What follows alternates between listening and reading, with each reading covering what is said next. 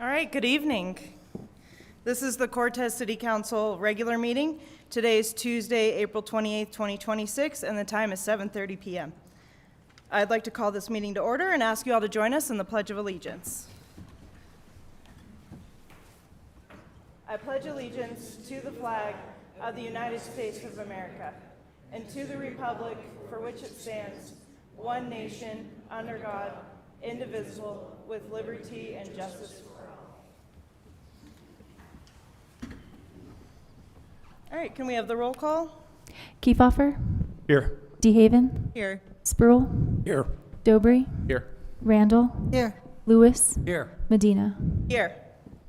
All right, we're going to move on to number 2 on our agenda, the consent agenda. The listing under consent agenda is a group of items to be acted on with a single motion and vote. The agenda is designed to expedite the handling of limited routine matters by City Council.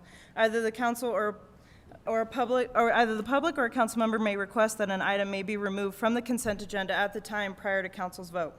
I'll ask if a citizen or council member wishes to have any specific item removed from the consent agenda for discussion after reading the items. A, approval of the minutes for April 14th, 2026. B, approval of the expenditure list for April 28th, 2026. C, approval of a renewal application for a hotel and restaurant liquor license for Agave Azul Taqueria and Bar located at 44 West Main Street, Cortez. D, approval of a renewal application for a fermented malt beverage and wine liquor license for Stokely Corporation, DBA Handy Mart, South, located at 806 and a half South Broadway, Cortez. E, approval of a special event permit to allow the Cortez Area Chamber of Commerce to host a business after-hours event on May 14th, 2026 from 5 to 8 p.m. at 20 West Main Street, Cortez. And F, approval of a renewal of the retail marijuana store license for New View Pharma LLC, located at 503 Patton Street, Cortez. Would anyone like an item removed for discussion? Do we have approval for the agenda as is? Madam Mayor, before you take a motion on the consent, you didn't vote on approval of the main agenda. Apologies, I'm already forgetting how to do this. All right, do we have approval of the agenda as presented? Madam Mayor, I move the council approve the agenda as presented. Second. Motion made by Dobry and seconded by DeHaven. Lewis, Yes. Dobry, Yes. Kiefhofer, Yes. Randall, Yes. DeHaven, Yes. Spruill, Yes. Medina. Yes. Okay, do we have approval of the I move that council approve the consent agenda. Second. motion made by DeHaven and seconded by Kiefhofer? Spruill, Yes. Randall, Lewis, Yes. DeHaven, Yes. Kiefhofer, Yes. Dobry, Yes. Medina. Yes. All right, we're going to move on to number 3 on our agenda, public participation. Individuals may not comment on items that are on the agenda during the participation time. There's no limit to the number of speakers, although public comment will be held to an overall time limit of 30 minutes. Speakers have a time limit of 3 minutes per person, may only speak once, and may not cede time to another commenter. All right, I've got a few comment cards here, so I'd like to invite James McGinley to the podium. And just make sure the mic's green.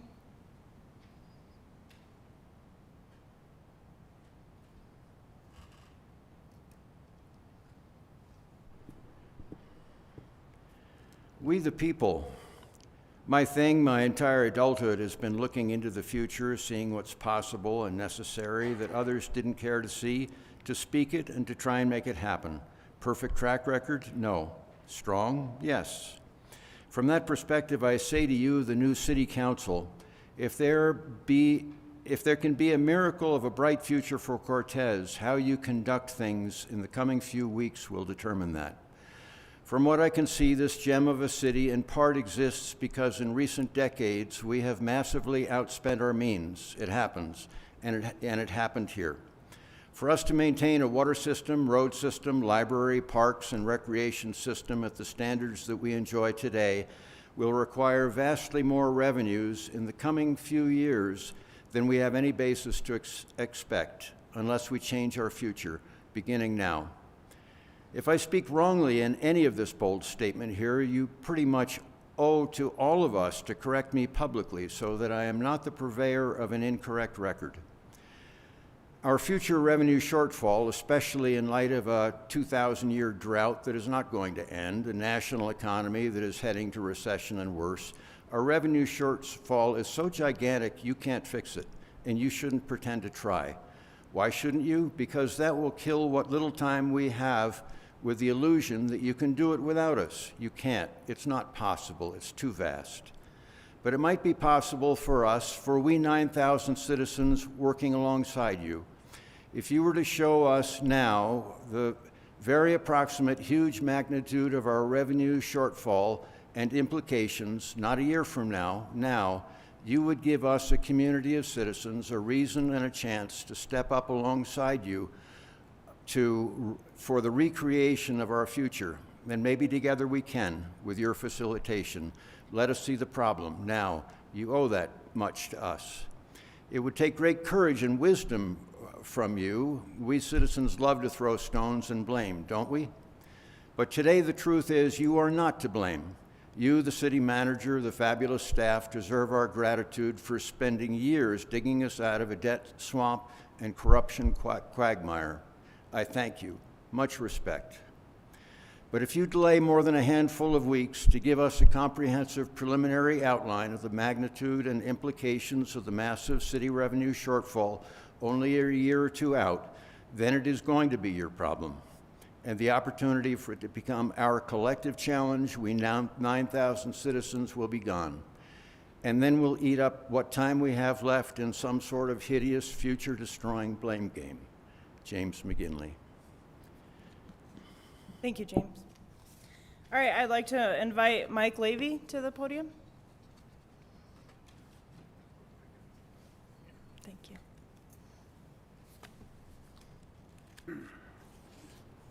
Good evening, Council. I have the privilege of serving with the entire outgoing council in my years as mayor and council member, and I want to thank you for your job well done. And to the new council, best of luck, and I have all the confidence in the world that you're going to do as good a job as our outgoing council. Thank you. Thank you, Mayor. All right, anyone else from the audience who'd like to speak for public participation? All right, seeing none, we're gonna move on to number 4 on our agenda, presentations. Okay, before we dive into 4A, those of you who've been watching me over the years know I would like to give my little speeches. So I just want to share my thoughts before we're done here tonight. And I'm going to try not to get emotional.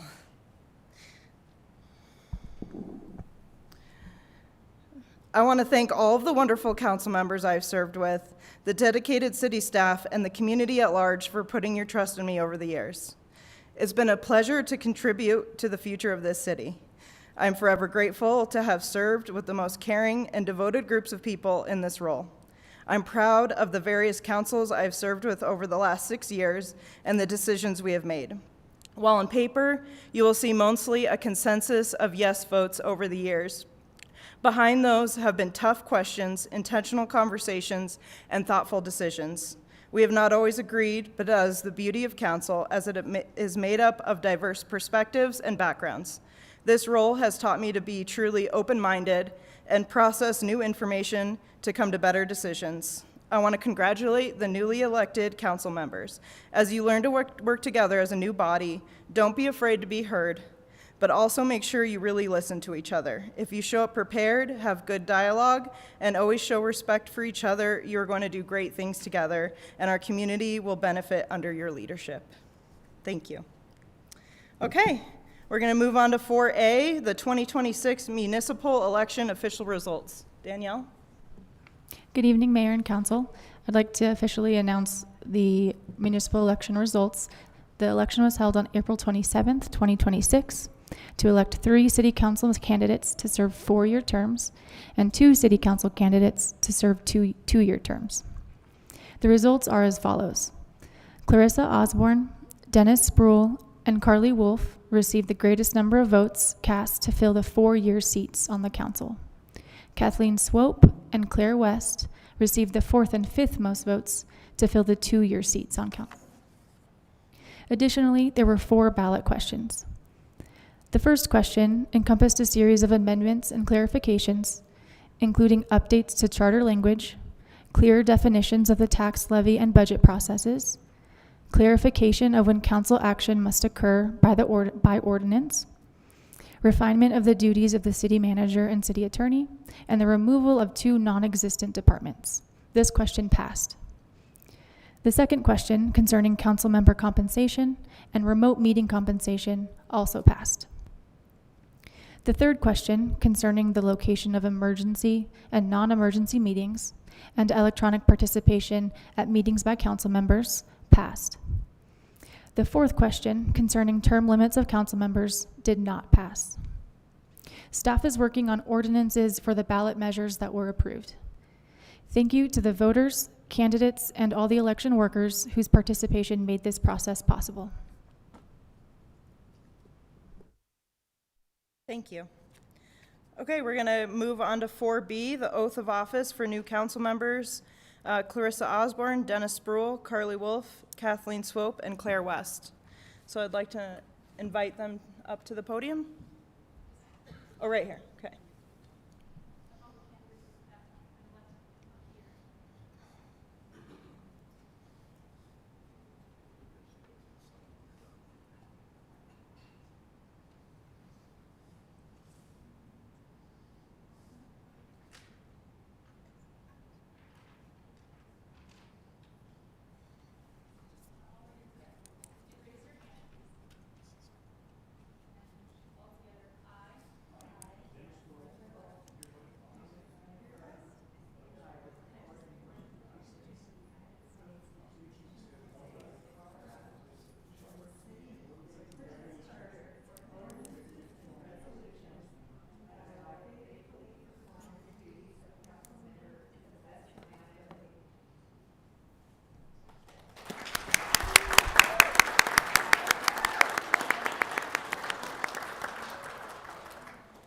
All right, you guys are going to come, after you sign, come sit up here and take our seats.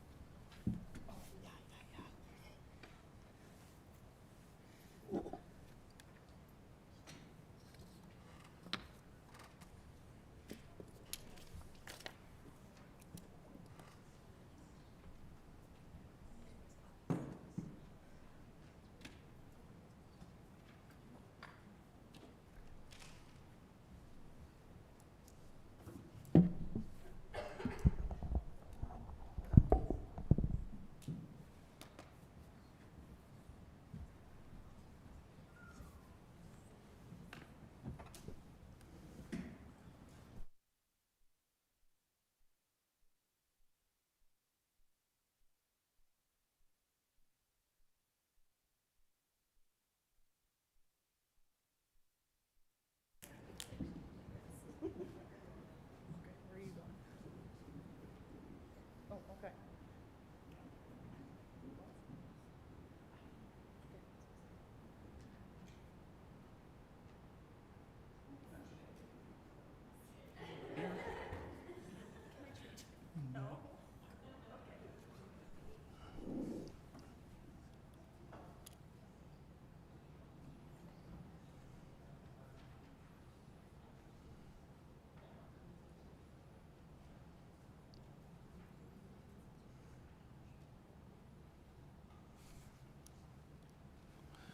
Well, congratulations, new council.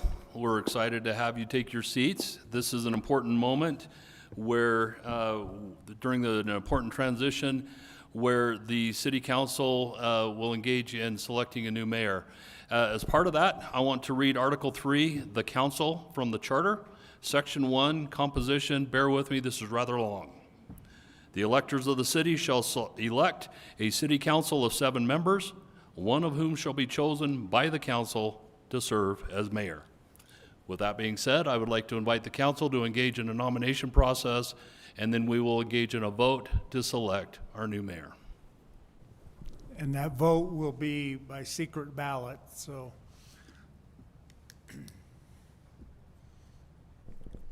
Fellow council members, welcome. It was a hard journey, and I see many proud parents and family members in the audience. So welcome to you all, and we're just so happy to have this new council, and we're grateful to the ones who are leaving. That being said, I'd like to mention a native son of Cortez, Colorado, Dennis Spruill. Dennis has served this community in many capacities over the years. He's worked on the police department. He's worked on the drug task force. He served as sheriff. He served here on the Cortez City Council. And most recently, he has served as a mayor pro tem. Moving in that direction, I nominate Dennis Spruill for mayor.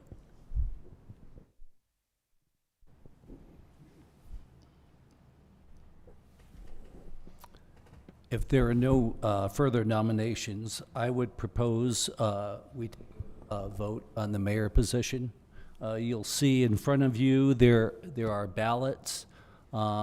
Check off the candidate that you would like to choose, and let's fold those in half, and then Danielle will collect those. And just to clarify, you can nominate yourself if you want to. So if any of you were hoping that somebody else would nominate you and that didn't occur, you still have the opportunity to nominate yourself.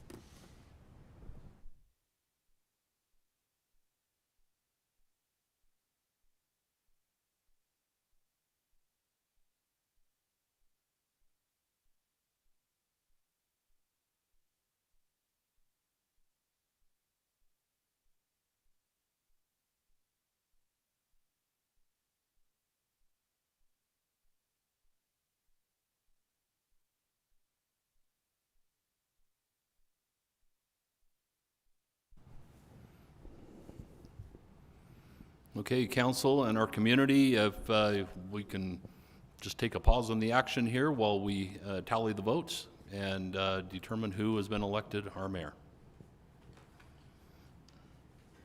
I'd ask somebody to sing, but I don't know any good singers in here.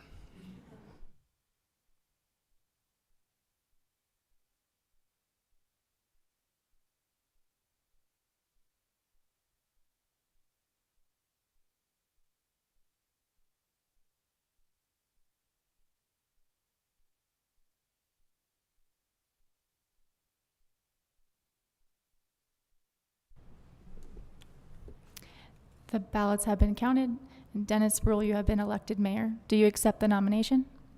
I graciously do. Thank you.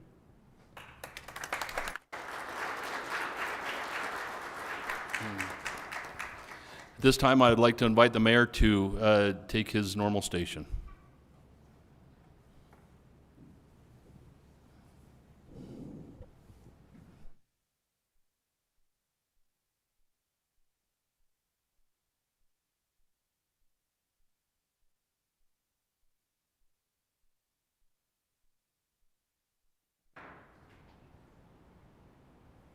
Thank you all. I appreciate the vote of confidence.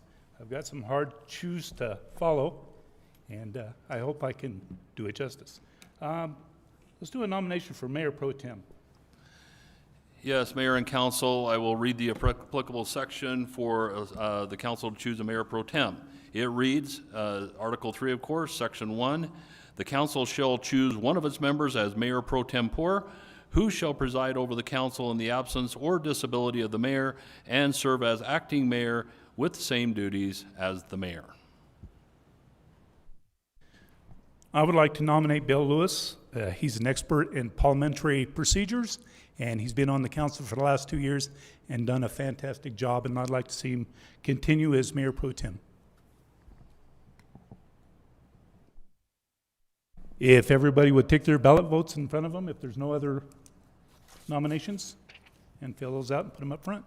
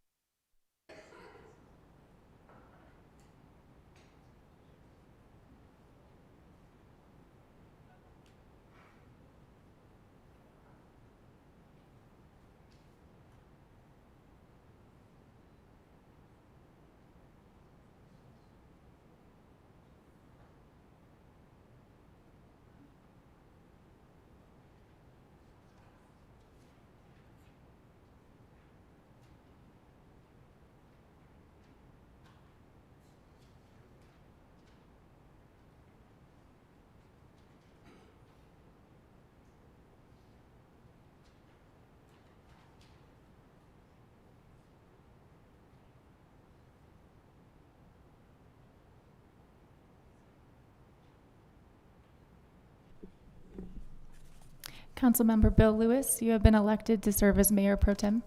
Do you accept the nomination? Yes, I do. Thank you very much. Very privileged.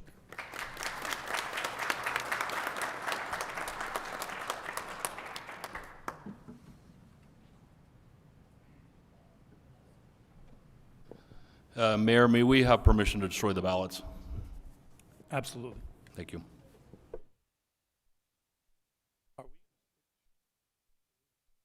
We're going to switch chairs. Yeah, my suggestion is let's do the next piece, and then when you retake your seats, switch then. Okay. I'd like to invite the past council to the front of the dais. And we would like to come down and say our goodbyes to Mayor Rachel Medina, council members Matt Kiefhofer, Lydia DeHaven, and Robert Dobry.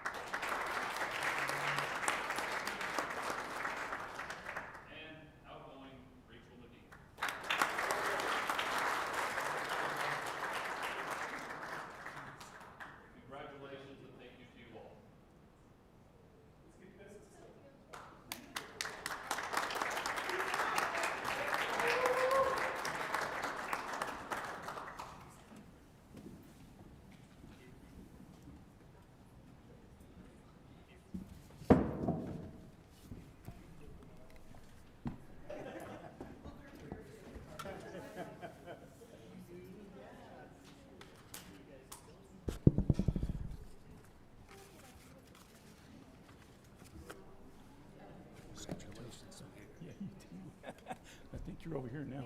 Am I? My right-hand man. Oh, is that why you're standing here? I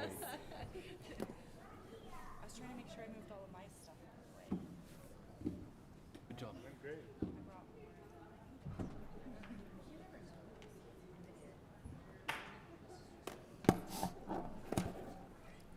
Be just a second while we get chairs moved here.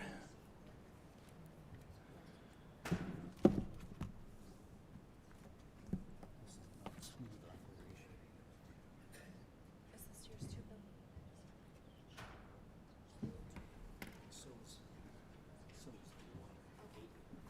Yeah. Not mine. If you need more. I promise to only do this. Okay, we're going to get right back to business. Item 4F on our agenda is the current water supply issues for the city of Cortez. Going to be presented by Ken Curtis, our general manager, Dolores Water Conservancy District, DWCD. Mr. Mayor, councilors, can you hear me okay? You're good. Okay. I have, here we go with the presentation here in a minute. Unfortunately, not as positive as your last few minutes of the changing of the guard. But as I drove over here tonight, I want to remind you, Cortez was integral to bringing water into this valley from the Dolores River. As they developed the town and banding together with the farmers to the predecessor of today's Montezuma Valley Irrigation, they were the original partners in the first tunnel to the Dolores River. Competing company built the Great Cut Dike off to the west. But with that, I believe Cortez received their first water in 1889. And you've been going strong ever since, and so you remain linked to the Dolores River and now the Dolores Project. That's the good news. We're still here, we're still thriving. I think we can get through this. We are entering our 10th year of shortage since 2000. The drought continues on, obviously. This year is a little bit unique. For us water nerds, it's kind of interesting in a dark way because it's actually not your standard shortage year. With that, I'll draw your attention to the presentation. I'm just going to cover a few of the highlights from the March Colorado climate summary. We did have some extreme cold up in the upper northwest, but I'd call your attention, we had already started fires, the 24 fire burning 7,000 acres, and maximum temperatures up to 99 degrees on the eastern plains. Part of why, if you are seeing these titles in the news, this is a statewide and actually a west-wide issue this year. Let's see if I can manage this. This one pretty much tells it all. This winter has actually set records since all the way back to October. Maybe not record-setting every month, but we have been warmer than average all winter. And when March came around, it was the warmest March ever in the history of Colorado. That does extend beyond the state boundaries, which has implications for some of our downstream neighbors. Prior to the drought, we often counted on March as one of our biggest snowmaking months, and that has certainly not been the case regularly in the last 26 years. Per the precipitation map, we were largely under what the 30-year average would have told us to expect. And then finally, although without reading all the details into the map, the point of this map is the graphs on the right. As it goes up, it is dry or cool and dry is in the bottom left. As it gets wetter, it moves to the right. The temperature obviously goes up on the left scale. And so you can start to see 2026 is setting records for warm and dry for the month of March. And even the whole winter in the bottom slide, we're near record-setting warm and dry.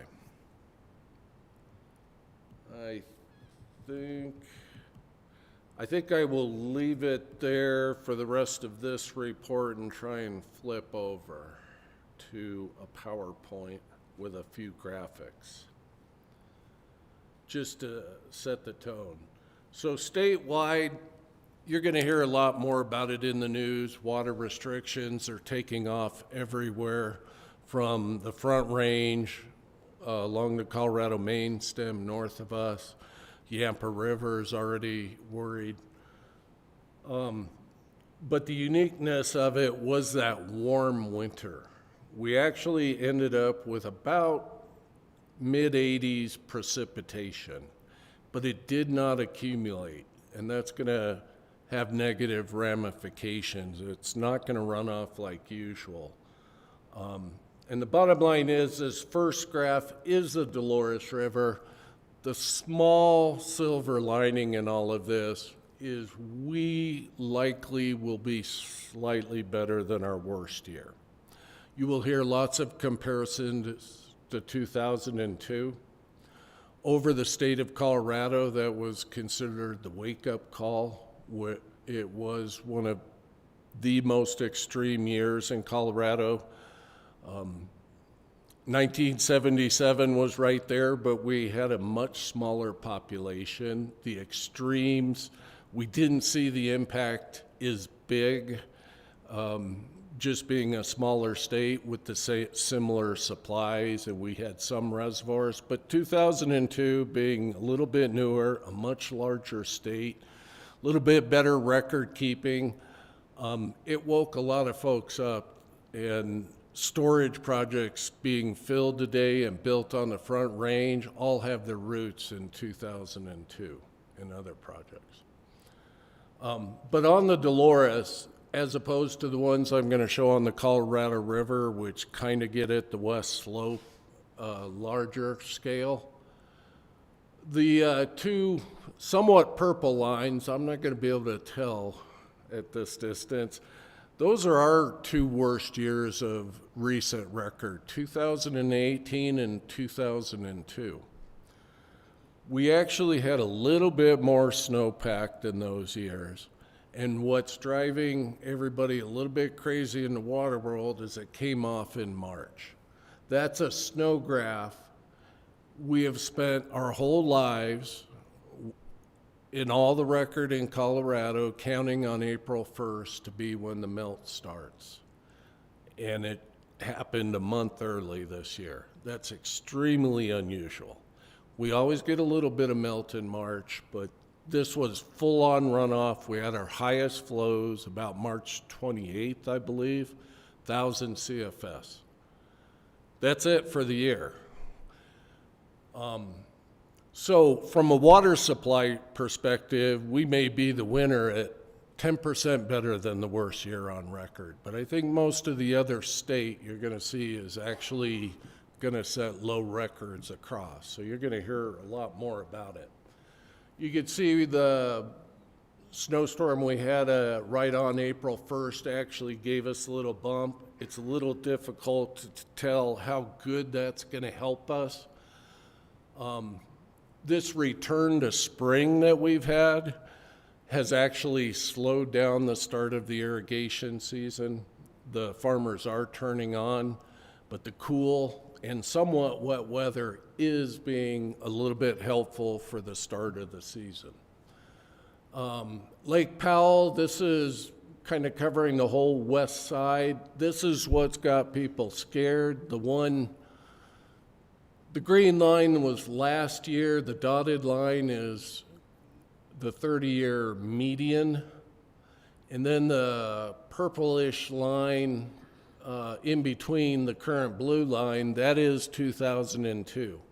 And so the snowpack across a broad swath of Wyoming, Colorado, Utah never reached the 2002 limit, and it all started off early.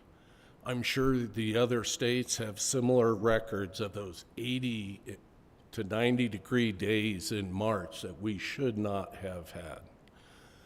So this is causing a lot of consternation across the West. That's just a slightly different set of snow tells saying the same thing for Lake Powell. But getting into our local area, this was April 1st numbers that I pulled out. We had 5% of our average snowpack, and we normally consider that about our peak snow. And this goes across the whole west slope of Colorado. We can cull those out. The only sliver of hope is that 81% of the moisture. Hopefully that's going to give us a little bit of benefit in our forests. But if you spend any time in the lower elevations, none of the snowpack below 9,000 feet stayed the whole winter. It came, it melted, it came, it melted. Right now, our forests are in decent shape, and the next couple of months of weather will determine how fast we potentially get into the fire season. Today, cool, rain Sunday, that's awesome. If that keeps up, that's going to save us a lot of time. Not that the heat won't hit eventually, and we never know about the monsoons, but at least we've got a little bit of a springtime break. Nothing great, nothing that's going to make us whole, but it's going to help. As of just after the Sunday storm, we got new snow. Look up at the mountains, if anything. We're getting a fresh coating. We went up to 9%, although at that point it should have been dropping. But we continue to get moisture, so there is a small silver lining. With that said, we are a reclamation project that we operate.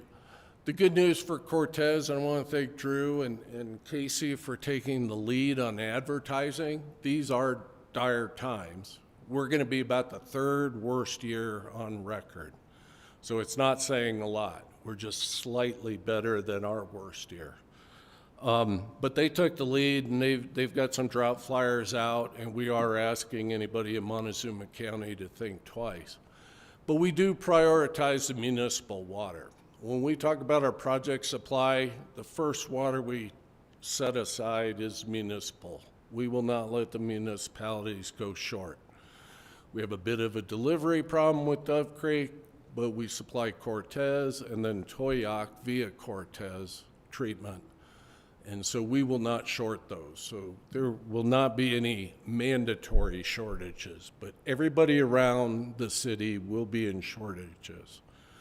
Right now, the Ute Farm and the farmers up north, the project that we do divide up between the farmers from the reservoir and the downstream fishery, they're on about an 8% project supply with a little bit of horse trading of our own in-between parties. We've got that up to about 14%.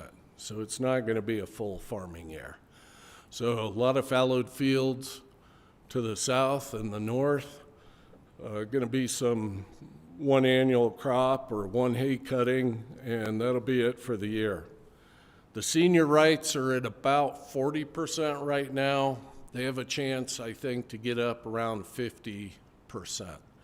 The river is staying strong at the moment, and if it keeps running as it is for through most of May, they'll probably get their 50%. But even that's a big cut. So it's going to be tough, but we will not short the municipalities. We've talked to Casey and Drew. We're going to be providing municipal water for the foreseeable future, obviously. But Cortez remains linked, like everybody else, to McPhee Reservoir and the Dolores River. So right now, we're starting our spring operations, and everything's going fine for the limited supply, but we're going to face our own financial struggles without the farmers getting any crops or sufficient crops in. With that, I'd stand for questions. Anybody from council have any questions of Ken? Ken, I want to thank you. Oh, go ahead, Bill. Can it just, Yes. I think I know the answer to this, but what percentage of our water usage from McPhee is for agriculture and municipalities? The municipalities are a pretty small percentage. They're going to be about a few percent, like in the 5% or less range. On a year like this, they will be significantly more, but they are still 10% maybe, just because of the low water numbers. We are still using more water in agriculture, even with the shortages. And I can get you precise numbers, but it's roughly, we've got about 9,000 set aside for municipal, and we tend to run 250,000 for agriculture. Okay. That's kind of the proportions on when things are full. One of the unique things we have is a big inactive pool. It was built so that we don't drain from the bottom of the reservoir except for the downstream releases. When we have excess, we have the big boatable flows down below McPhee, and we will release fish water from the fish pool this year. But everything else is linked to irrigation diversions, and we cut them off at a certain elevation. The city of Cortez has a protection pool below that. That's one of the things we operate on. But given that, although it's not going to be a wonderful year, there will be boating. We've still got about 3,000 acres out there. The lake's probably going to start going down soon as the irrigators kick in. It's about as high as it's going to get. But we will continue to fight mussels. We have infestations on the Colorado main stem and all throughout the Grand Valley irrigation. Colorado Parks and Wildlife will run our inspection stations.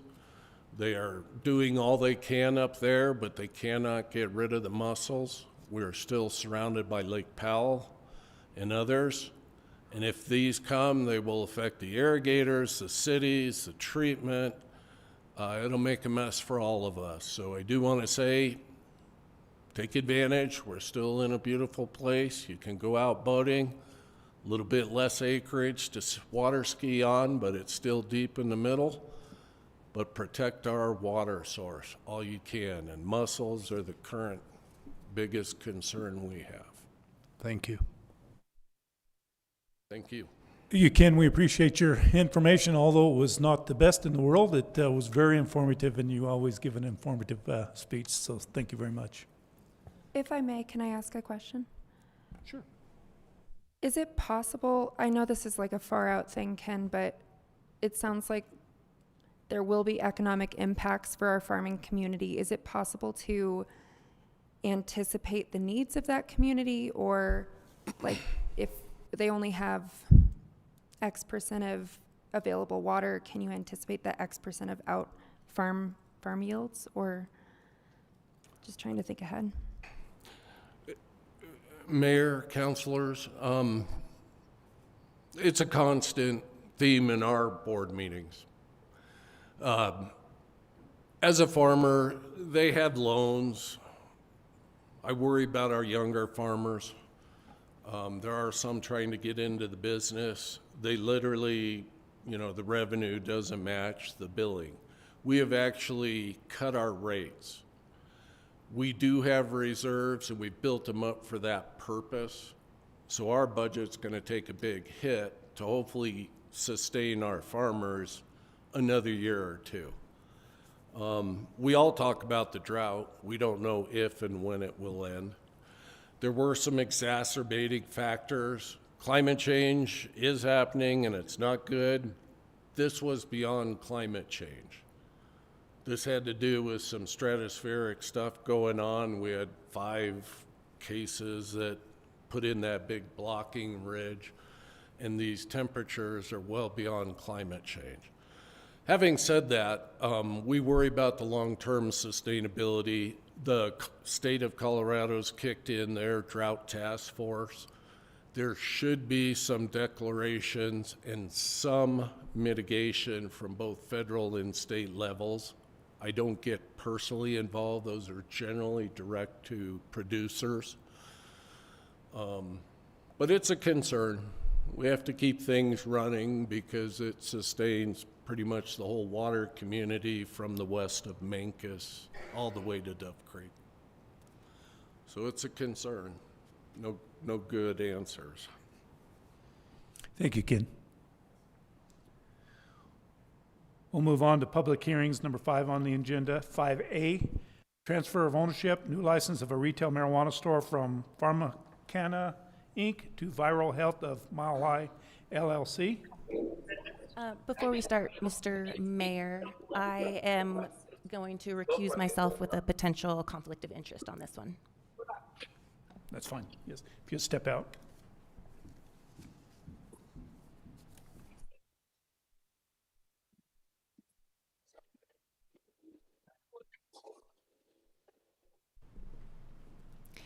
Good evening, Mayor and Council. Vireo Health of Mile High LLC doing business as Livewell, has completed a transfer of ownership application to allow for the purchase of PharmaCann Incorporated, doing business as Livewell, located at 1819 East Main Street. The applicant has a representative, and his name is Dan Pabon, and he is appearing remotely today. As per City Code Section 4-217, this instance in the transfer of ownership, it must be treated as a new license application. Therefore, the transfer of ownership shall include a complete application along with background checks and a public hearing.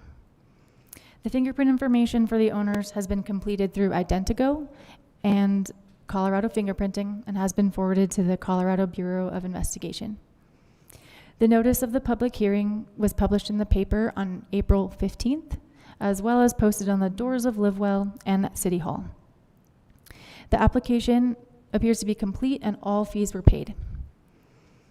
The Planning and Building Department has conducted a review of the submitted architectural plans, the applicable zoning regulations, the distance requirements, and building compliance codes.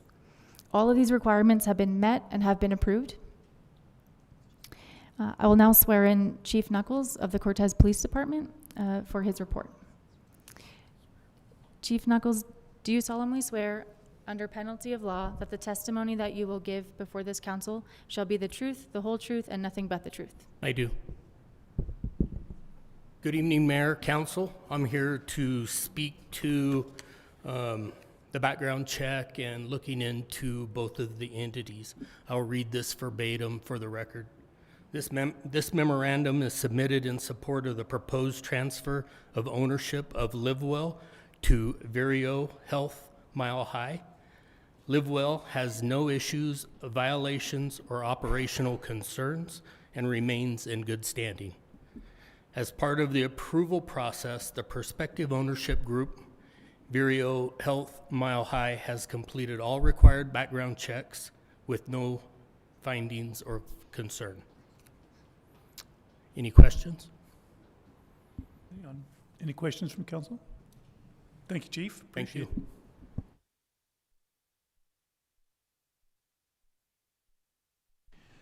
Is there anyone in the public that would like to comment? Mr. Mayor, it's traditional that we allow the applicant to speak if they so choose before the public comment. Okay. Hi, how are you doing? Can you hear us okay? Yes, I'm Dan Pabon. Can you hear me?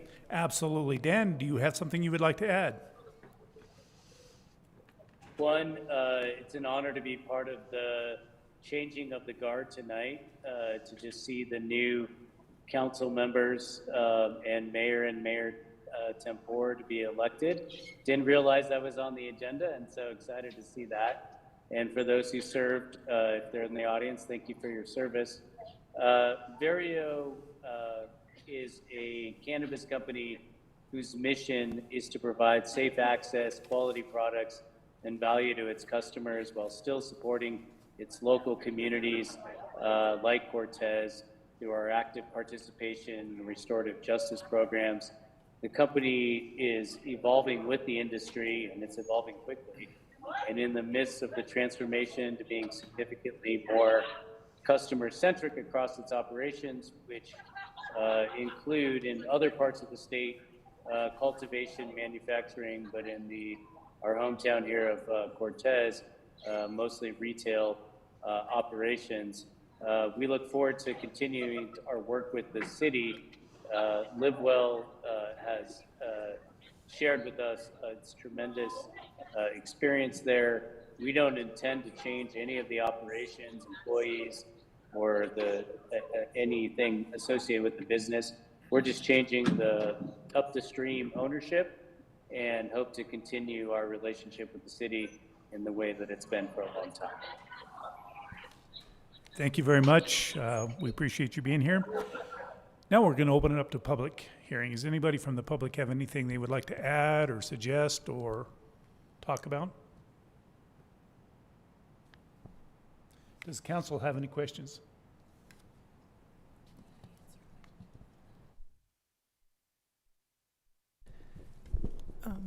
No, I would like to say that It looks like everything is in order. The memo by our police chief has passed the background check, et cetera. The memo from the building and planning department has met all the requirements for the facilities. If there are no more further questions from council, I move that council approve the transfer of ownership, new license of a retail marijuana store for Viro Health of Mile High LLC, DBA Live Well, located at 1819 East Main Street, Cortez. Second. Swope, Yes. Osborne, Yes. West, Yes. Lewis, Yes. Randall, Yes. Sproul. Yes. If we have Ms. Wolf return?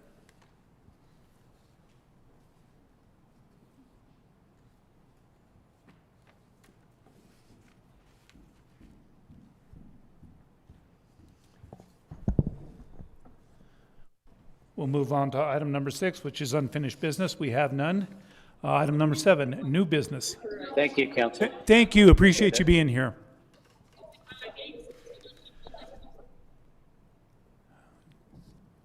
New business, 7A, City Council Retreat. We need to set the date for the City Council Retreat. We have a proposal for either Thursday or Friday, May 28th or May 29th. Now the council needs to decide which would fit their schedule the best. Does anybody have a preference? Let's go from there.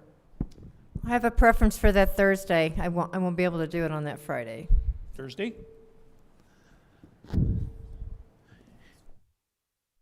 Anybody cannot make it on Thursday? Let me It's gonna be triple pretty check clo- my calendar. It's going to be pretty close to all day. The 29th is better for me, but my sister will make it work if it's the 28th. It's our birthday.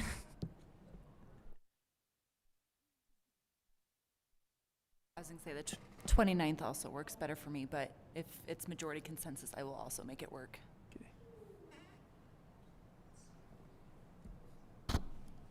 I have no preference. Okay. I have no preference as well.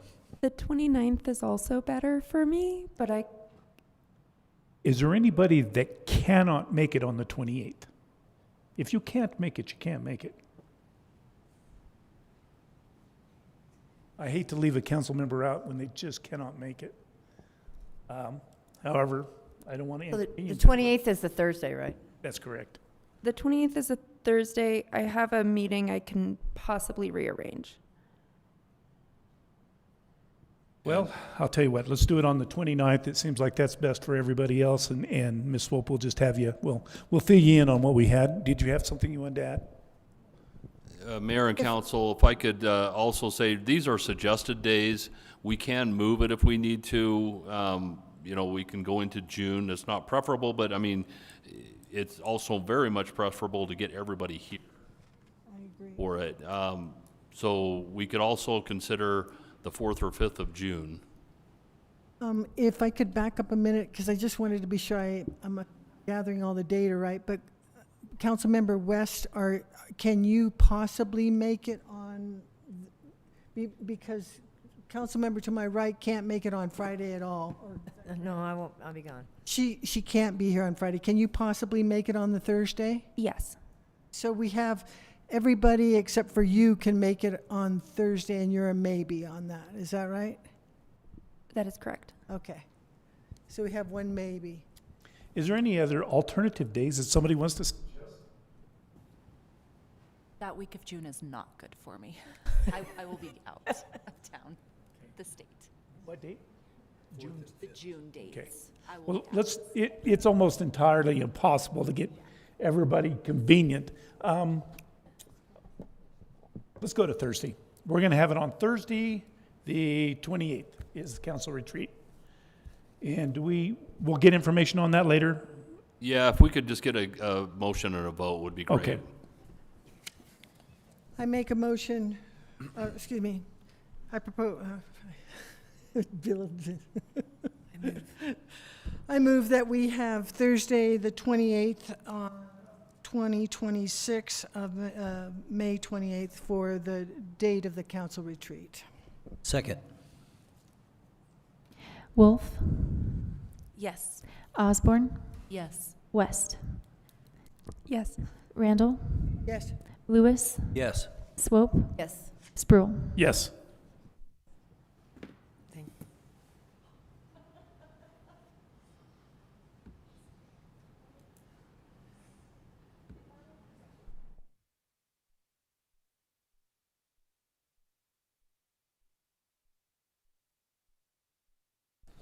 We're going to move on to item number B, which is the CML Annual Conference. The annual conference is June 22nd through 25th, 2026, and our presenter is Drew Sanders, City Manager.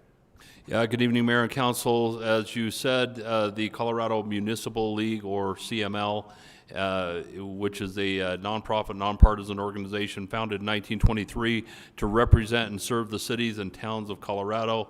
This is an important gathering because this is the who's who of municipal government, and we always send staff members as well as some council members.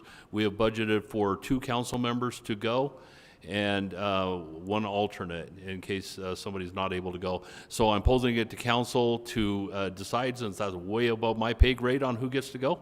And if I could get 2 names who are decided candidates for that, and then an alternate, and in a form of a motion and a vote would be great.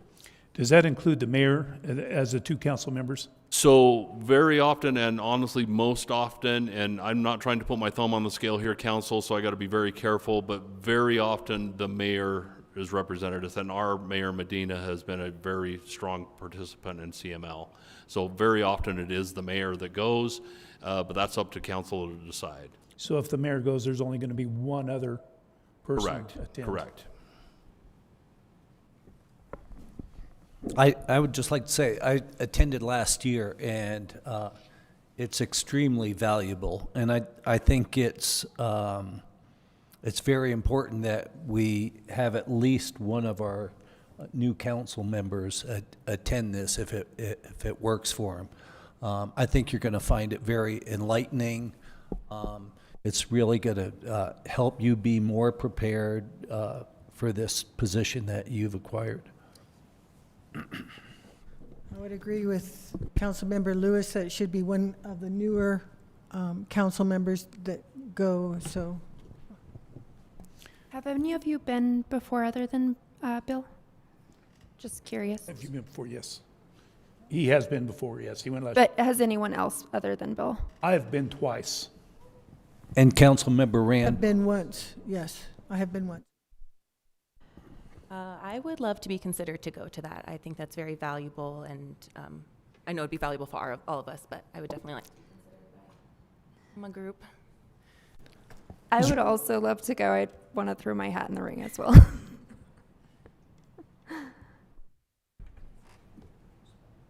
I'm happy to sit back and just reconvene and get notes on it.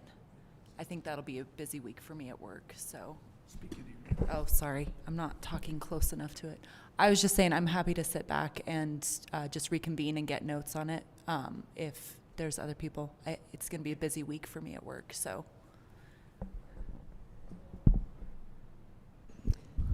I would, you guys already showed some interest, and I'm kind of, that week is not, I would go if no one else wants to go.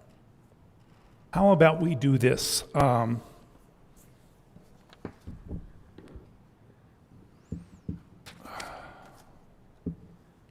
Get your mayor in line would be the first thing in the agenda.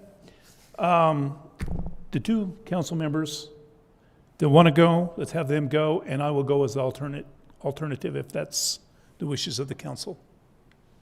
Carla Wolf and Claire. I suggest we flip a coin then to go see who goes first and then see who goes as alternate. Does that? Well, I thought I would go as an alternate if one of those went out. As a mayor, I really need to go, but I've been to 2 of them already, so I think it's more important for our new council members to go. Mr. Mayor, I move to appoint council members Carly Wolf and Clara West to attend the annual Colorado Municipal League Conference, June 22nd through 25th, 2026 in Westminster, Colorado, and council member Spruill as an alternative if either of the appointees cannot attend. And let me correct that, Mayor Spruill. A second.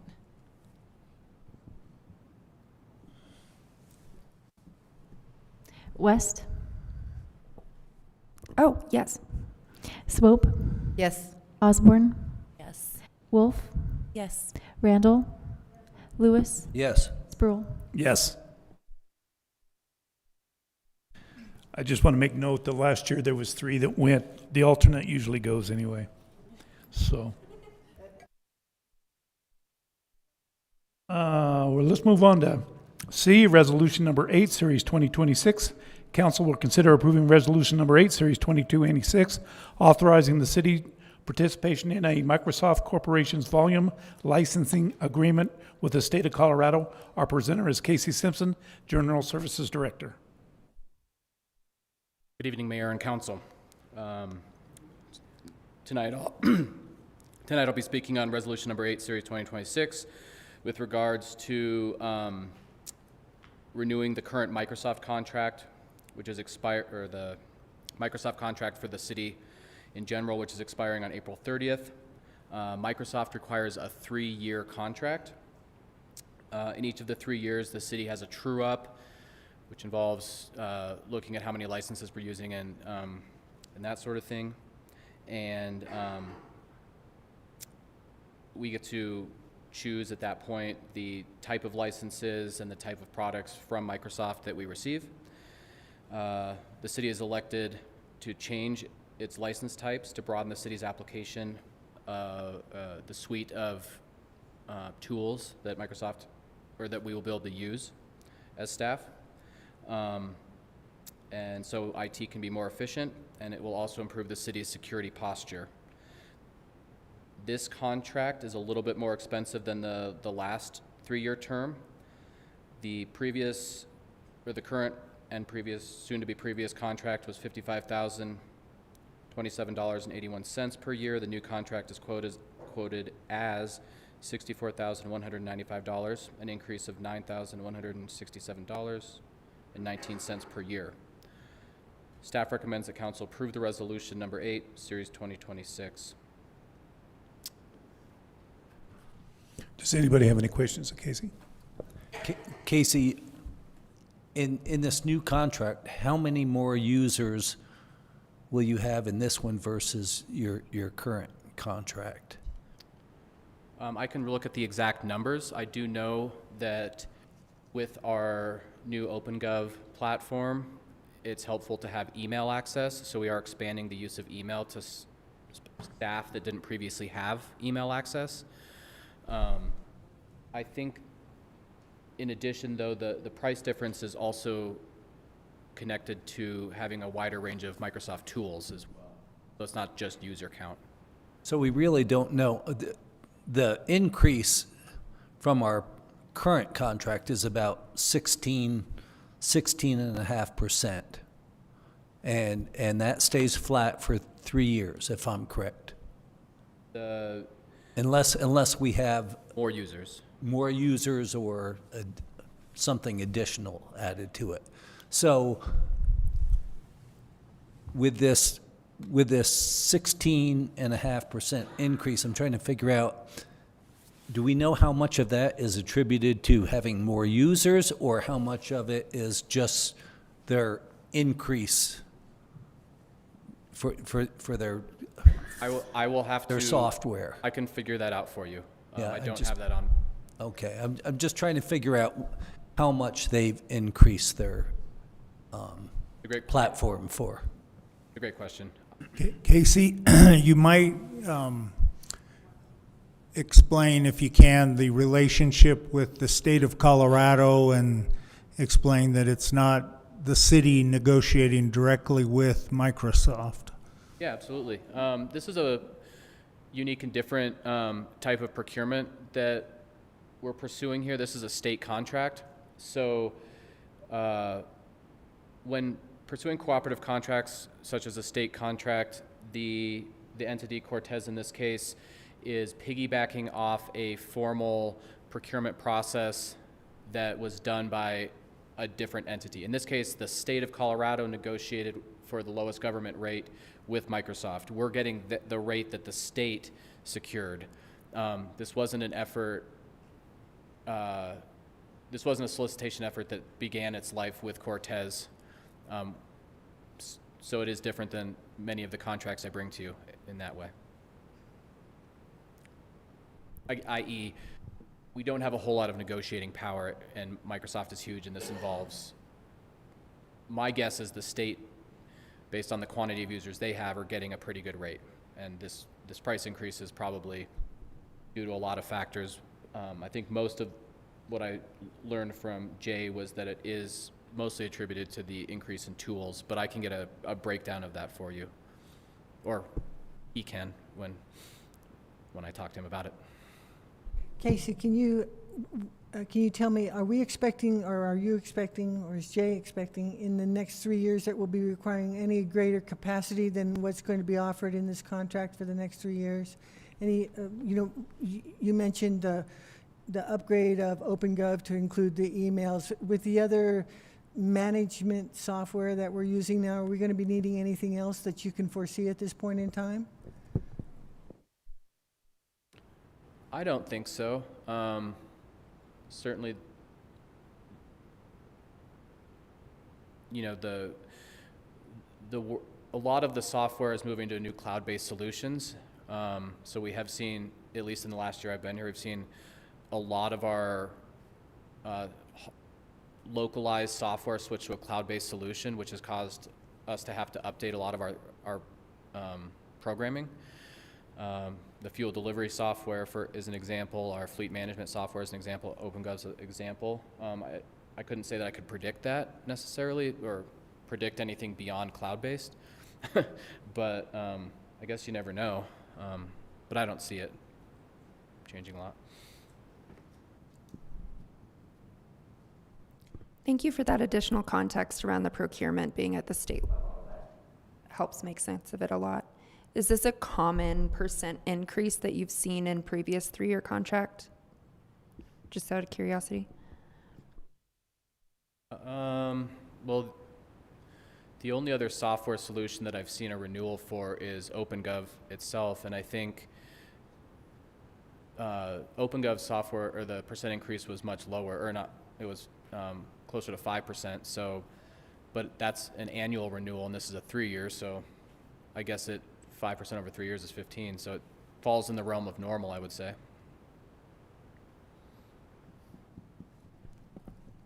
I will go back and research these questions though for you. Just confirming, because you piggybacking off the state to get this rate, it's not going to restrict anything else because you're doing that, right? Like access, I mean, it sounds like you're getting more access to tools and whatnot. They're not going to restrict anything because it's piggybacking off of them, right? No. Okay, great. That was my only question. Yeah, good one.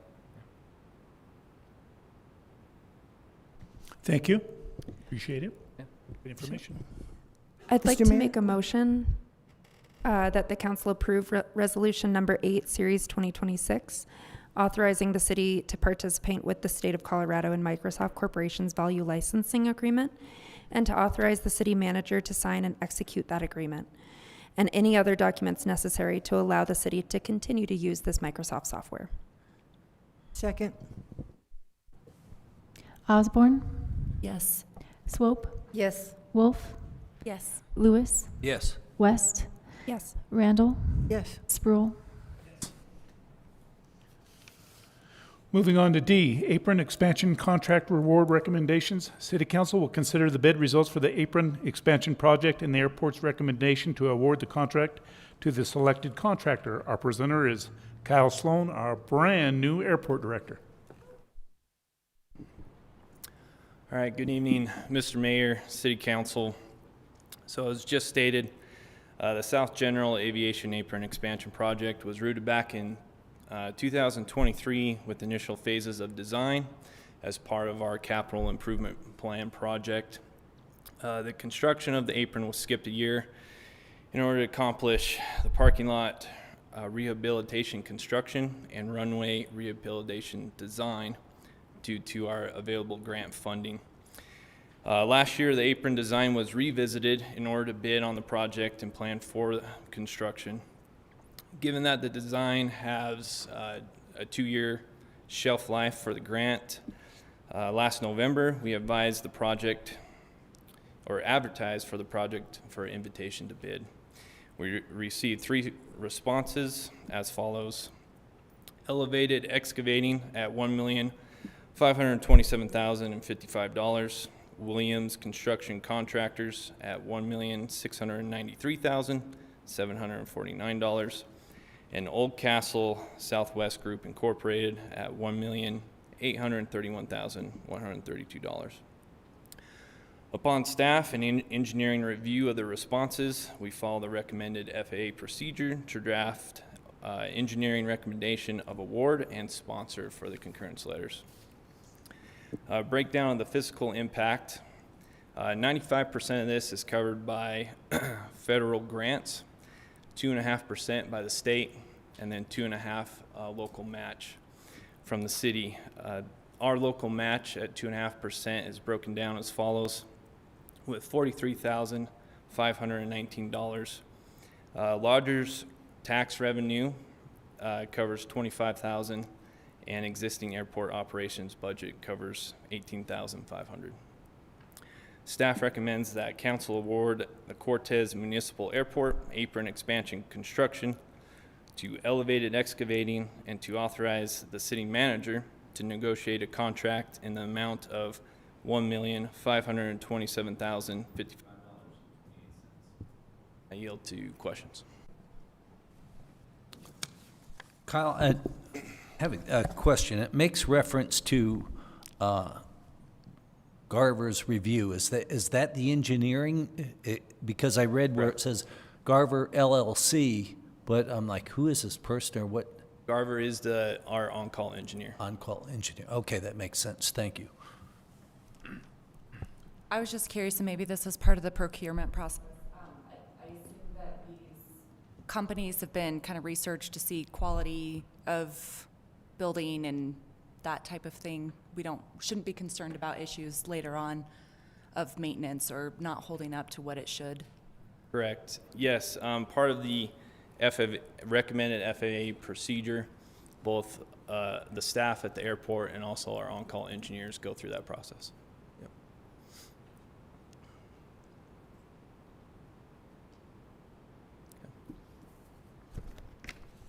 Thank you very much. Have a motion? I move that City Council award the Cortez Excavating and to authorize the city manager to negotiate and sign a contract and any other related documents in the amount of $1,527,055.28. Second. Randall, Yes. Osborne, Yes. Wolf, Yes. West, Yes. Lewis, Yes. Swope, Yes. Sproul. Yes. Where'd Kyle go? Was that your first time presenting to City Council? Yes, sir. Very good job. Move on to item number C, ordinance number 1365, series 2026. Request for approval of the ordinance to appropriate Housing Planning Grant Project, HPLN, grant funds into 2026 operating budget. Our presenter is Scott Baker, Grants Administrator. Good evening, Council. I'm Scott Baker. I serve the city as your grants administrator. I'm here tonight to basically present to you an appropriation request for a grant award that we received in February of $33,750 from the DOLA Housing Planning Grant Program. The purpose of this particular award is to help the city develop a strategic growth and water supply component that would then assist the city in revisiting and updating its comprehensive plan. This is a state-mandated requirement to develop this strategic growth and water supply element for all comprehensive plans across the state. Fortunately, we got some funding to help us do that and to be able to hire a consultant and evaluate our water supply needs, engage with our subsidiaries and affiliates, engage with our public locally about their water concerns and growth concerns. And our hope is that by the end of this year, we'll have the necessary documents and recommendations that will then feed into the city's comprehensive plan. Yes, so that's the purpose of this, and what we're asking tonight is to appropriate this award into the city's current operating budget. And this will have 2 readings. Tonight is the first reading for the ordinance that would do so.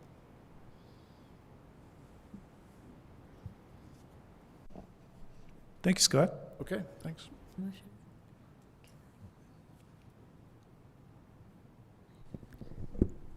Given that there's no... Okay.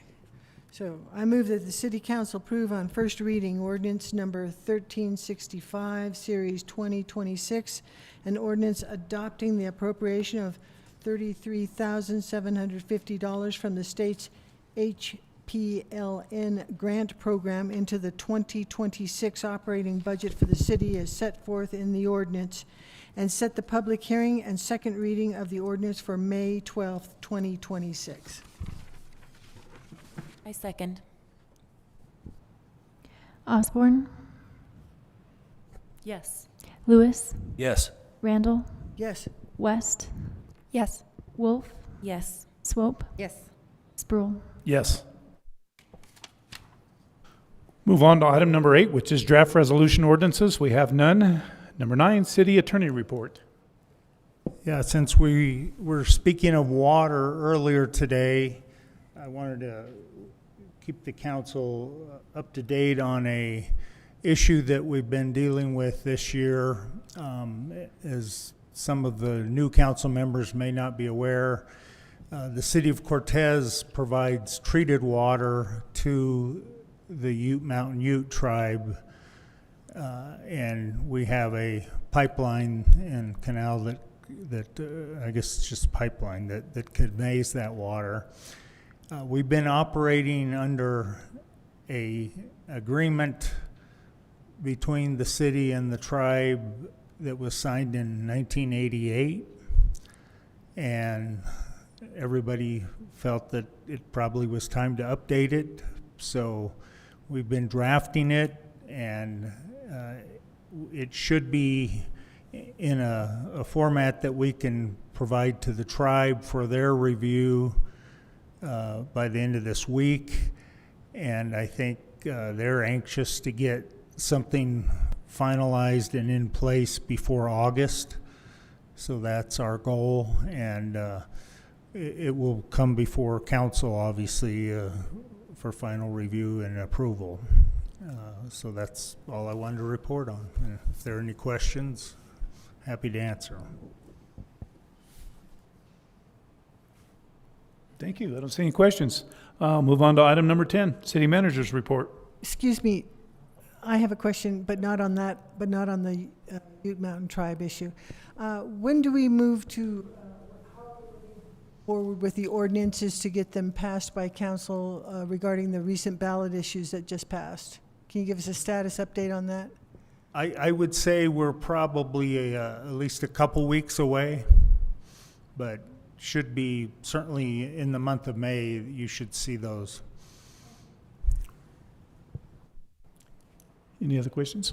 Okay, we'll move on to city manager's report. Mayor and council, I do not have a report for you this evening. I feel like you've heard just about enough from me tonight. However, I do have some items for the new council members at the conclusion of the meeting. Thank you. Move on to item number 11 with the city council committee reports. We only have 2 committee members. Do you have anything, Bill? Just like to Let everyone know the Golf Advisory Committee will be meeting this Friday at the clubhouse at 7 a.m. No report from the Historic Preservation Board.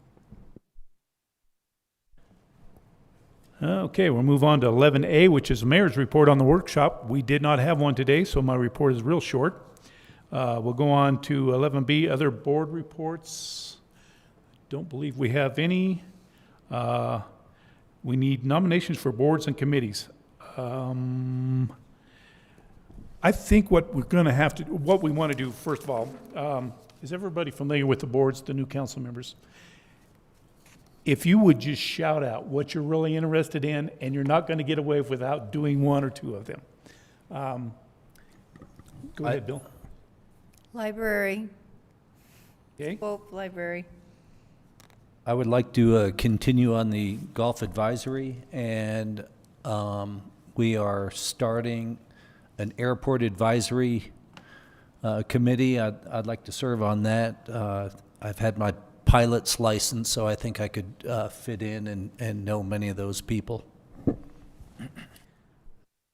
Thank you, Bill. Now, if somebody else wants to do the same committee that he does, shout out. Anybody else? I would like to do the Arts Committee. Yeah, that one sounds great. I'd like to do, oh, go for it. No. No, I was just going to ask, it sounds like there can be multiple members on the same board, but should we have one member on each board? We need at least one council member per board, and you're not a voting member, you're just reporting back to the council. Left, that nobody has picked is Park, Recreation, and Forestry Advisory Board. I'd and like to Historic be on Preservation. Parks and Rec. Pardon? I'd like to be on Parks, Rec, and Forestry. You got it. Thanks.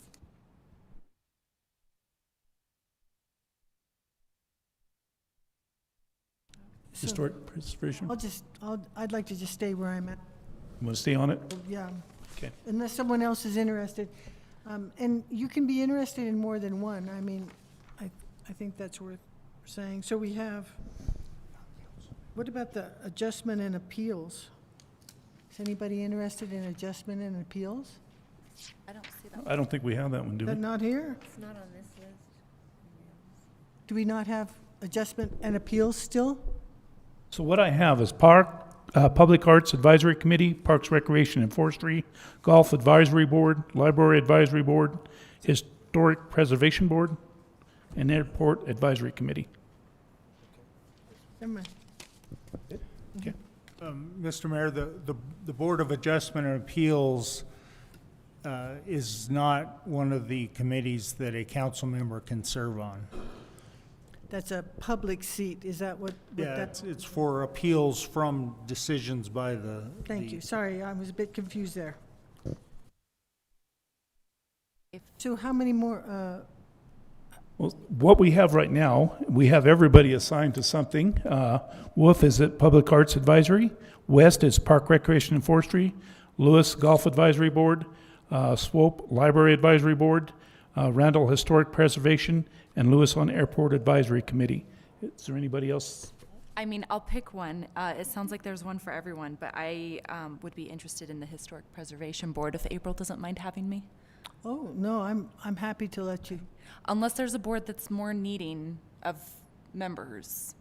It's your choice. And you're going to get very few one choices, and this is it. Okay. Historic Preservation's fun. Yeah, it's good with me for you to have it. Mayor, if I can clarify that list with you, I'm not sure I was able to copy it down Okay. accurately and that quickly. Here we go. Public Arts Advisory Committee is Wolf. Okay? Parks, Recreation, and Forestry Advisory Board is West. Golf Advisory Board is Lewis. Library Advisory Board is Swope. Historic Preservation Board is Osborne. We're going to be backed up by Randall. And Airport Advisory Committee is Lewis. Copy that. Thank you. Just a question, Clarissa, so you're not serving on an advisory committee solely? You're sitting on that with Councilmember Randall? Correct. Yeah. Okay, if you would like to be the head of, I don't know if you have interest in the airport advisory, I mean, I wouldn't mind if, Because I would step aside and I will attend as, needed, especially when we first start, and give some guidance. But I think it'd be important for you to maybe be the head liaison on that. I would be happy to. You Okay. obviously have more experience and knowledge, but I would be happy to Okay. as well. Honestly, these all interested me. I love it all, so that's why I was saying yeah, I would be fine with aviation. Okay, did you hear the correction? I believe so. So Osborne will be on airport, and then Airport. Randall will be historic preservation? That's correct. Okay. Okay, I think we've got it. Okay, thanks, council. Okay. Move on to item number 12 is public participation.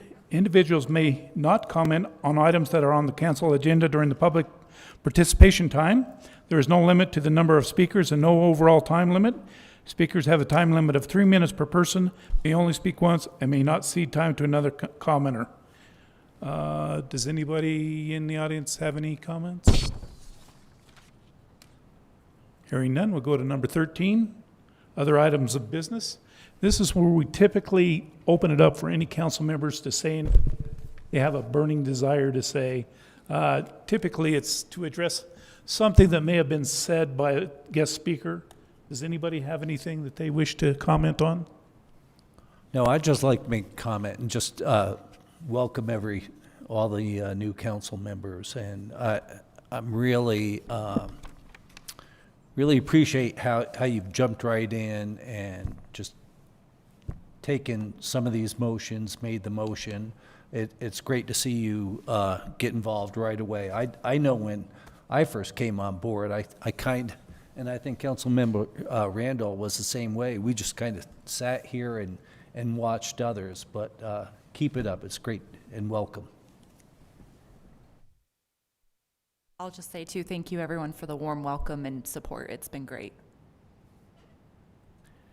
Okay, we don't have an executive session, so is there a motion for an adjournment? Mr. Mayor, I move to adjourn. I second it. Wolf, Yes. Randall, Yes. West, Yes. Swope, Osborne, Yes. Lewis, Yes. Sproul. Meeting adjourned.